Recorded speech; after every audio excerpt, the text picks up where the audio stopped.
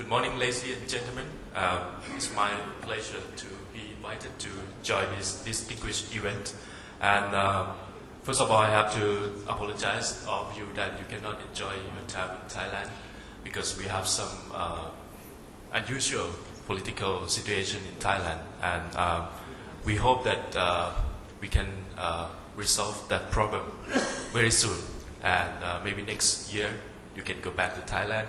But it's my chance to come to Sri Lanka, to Colombo, which is in my list in my rich list of the city that I should visit in my life. So this is my great opportunity to visit this beautiful country as well. The topic that I'm going to present today is the Thailand renewable energy policy. And because I was told that I have only 15 minutes, so I will try to cover the key things, and maybe if you have any more questions, we can try to cover later. So I try to separate my presentation into 4 parts. So first of all, I will tell you why the energy security in Thailand is important and how can it related to the RE policy. And second things, after that, we can go into details about the alternative energy development plan, and also the what we found from our experience, the barriers that we encounter for the energy renewable energy policy. And also I will try to show you some interesting RE projects in Thailand as well. So first of all, I would like to show you this picture, which is trying to emphasize that the how vulnerable the energy situation in Thailand right now, because we have to rely on heavily on the fossil fuels. About 97% you can count it on oil, natural gas and coal. Altogether it's about 97%. And we have hydropower about 3%. So from this picture you can see that we have to import oil at least 85%, natural gas for 15%, and also coal about 20%. And if you look into the growth rate of the energy consumption, you can see that all the fossil fuels also increase very rapidly, about 5% annually.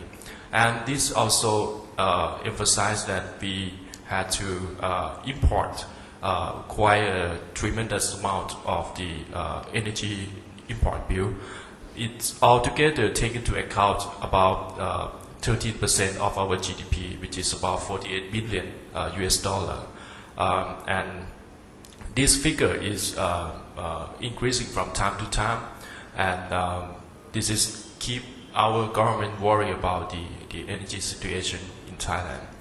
And so that's why we have to strive for the balance between the growth and competitiveness, and how can we make sure that our wealth is equally distributed to the people in the country.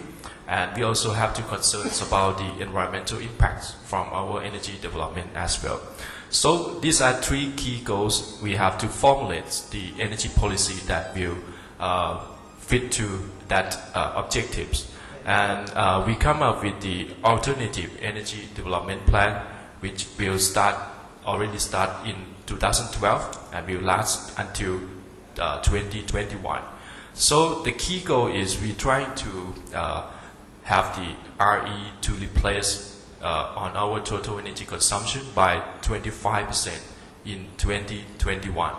And we can achieve this goal by both 2 key policies. The first one is from the government policy actions, and also the other one is from the private-led investment.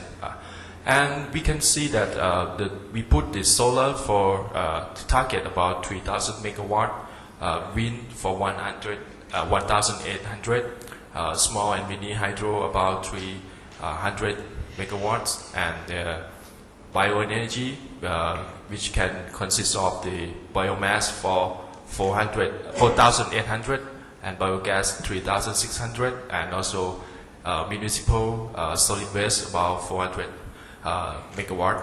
And we also count the biofuels. We try to use the ethanol, biodiesel, and also the CBG to replace our fuel in our vehicle.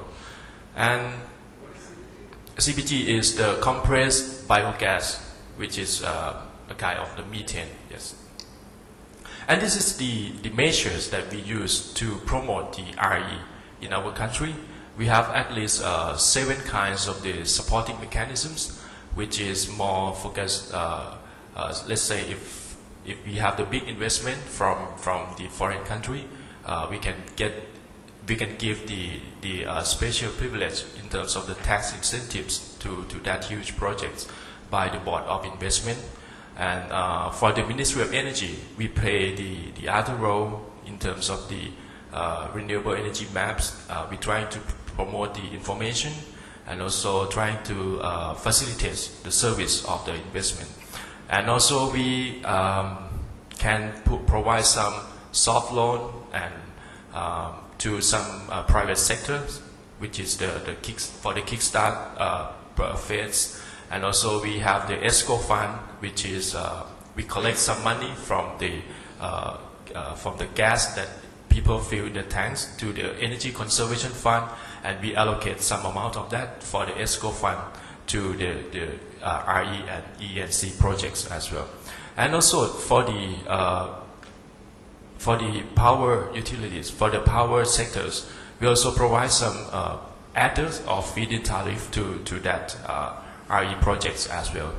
And also we have the CDM here as well for the carbon credit.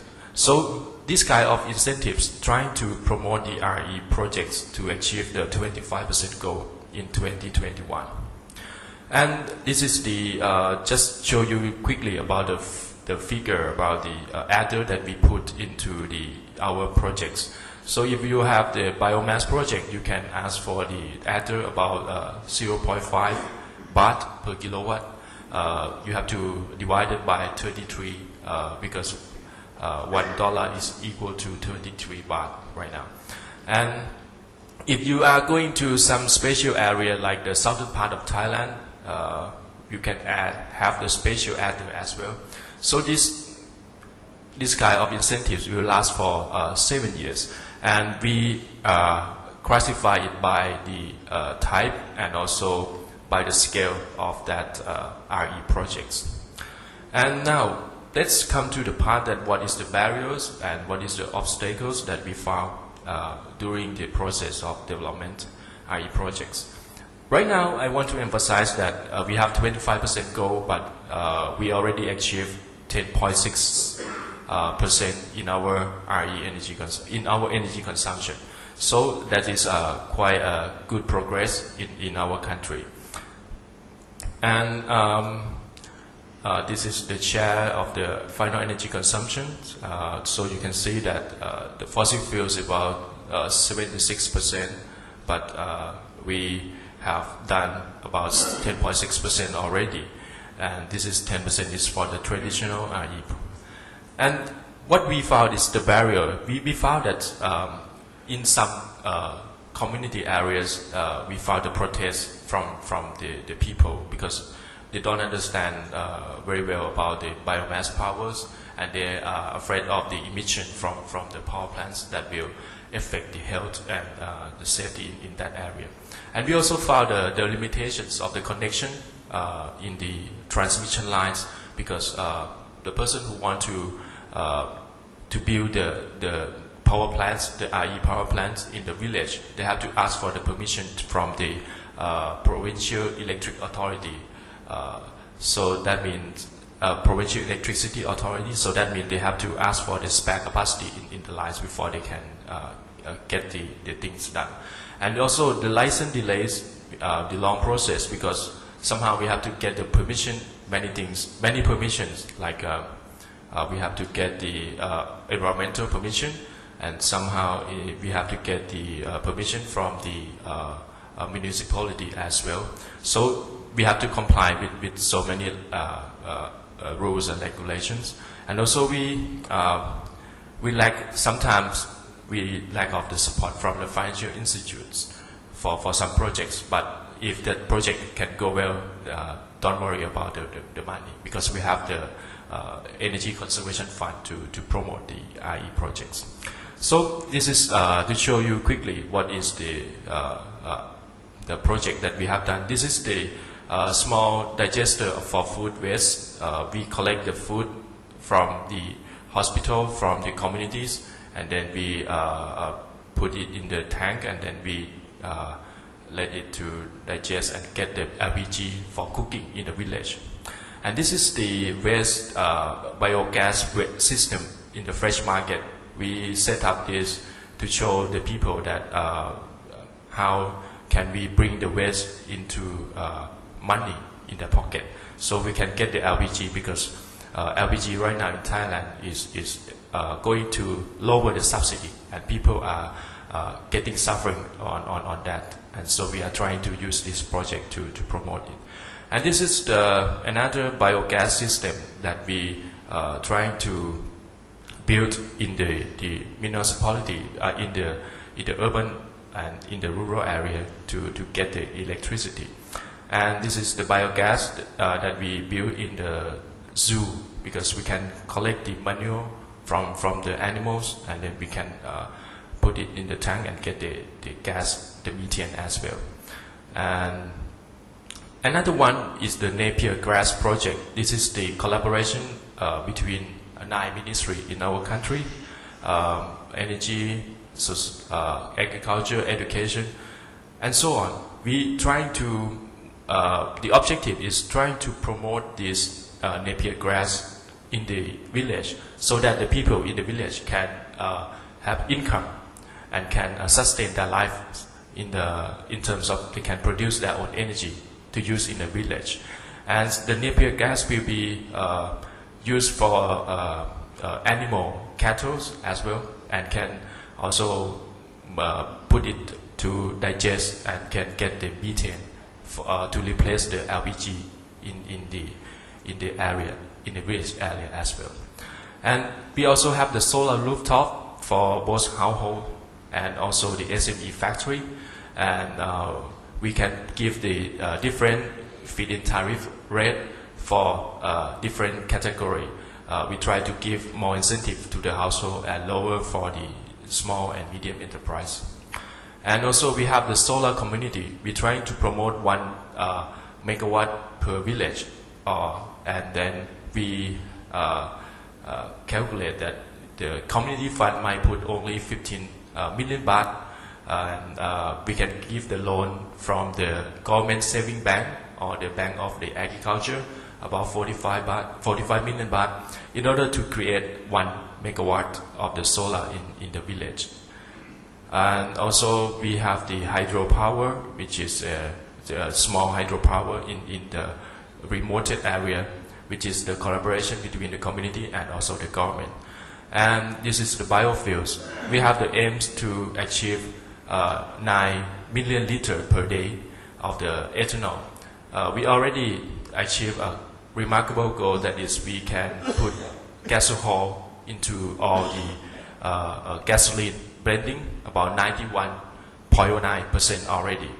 And this also come from our own agricultural products, sugarcane and also cassava. And we also have the plan to achieve the palm oil by about 7.2 million liters per day. And right now we achieved the goal of 2.8 already. So in conclusion, the benefits of the RE in our country: we can lower the import bill, lower the energy import bill. We also help promote reduce the CO2 emission, and also we can increase the employment and give a healthier society to our country. And thank you very much for your kind attention.